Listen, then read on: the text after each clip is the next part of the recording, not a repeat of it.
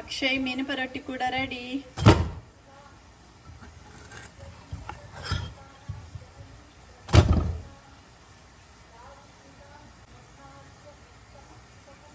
ఈ మినప రొట్టి తేనె వేసుకొని తింటే చాలా రుచిగా ఉంటుంది.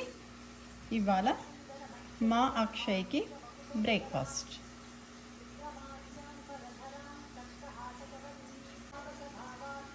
అక్షయ్, నీకు మినప రొట్టి చేశాను, తేనె ఇస్తున్నా, బాదం మిల్క్. ఇవాళ నీ బ్రేక్ఫాస్ట్. ఓకేనా? ఓకే అక్షయ్.